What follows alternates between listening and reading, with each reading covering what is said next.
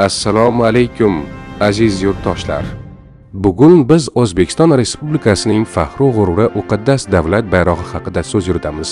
O'zbekiston bayrog'i 1991-yil 18-noyabr kuni qabul qilingan.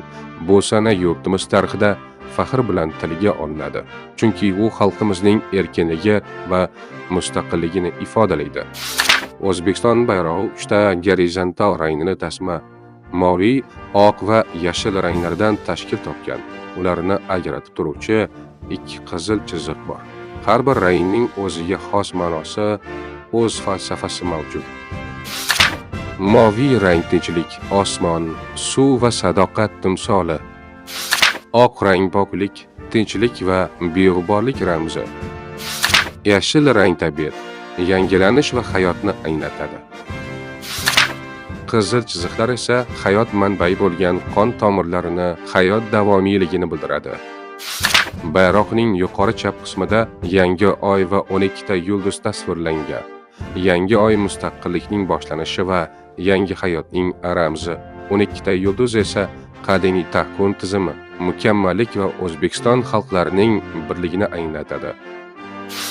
Bayroqni hurmat qilish bu o'z vatanni, xalqni va milliy qadriyatlarini hurmat qilishdir. U har bir marosimda, tantanalarda, davlat ahamiyatiga ega tadbirlarda yuksak ko'tariladi. Yoshlarimiz esa uni sevish, ardoqlash va avaylash orqali vatanga sadoqatini bildiradi. O'zbekiston bayrog'i butun dunyoda faxr bilan hilpiraydi.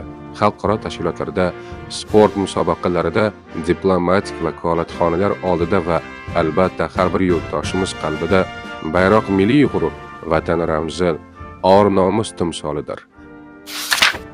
Bugun biz bayrog'imizni e'zozlasak, ertaga yoshlarimiz uni yanada baland ko'taradi. Maktablar, litseylar, kollejlar va oliy ta'lim muassasalarida yosh avlodga bayroqning ma'nosi, tarixi va muqaddasligi o'rgatilmoqda. Bayroq faqat ramz emas, balki kelajak avlodlarga qoldiriladigan ma'naviy merosdir.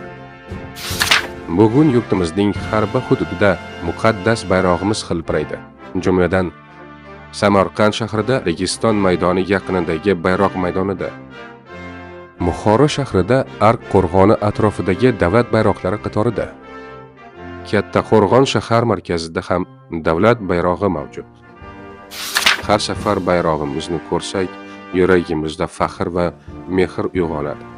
Bu ranglar O'zbekistonning tinchligi, yoshlik qudrati, xalqning birlik kuchi va yorqin kelajakka bo'lgan ishonch ramzidir. Muqaddas bayrog'imiz doimo balandlarda hilpirab tursin. Bu video kompyuter grafikasi va dizayn operatorligi 0224 guruh o'quvchisi Sarbullayev Shamshod tomonidan yasaldi.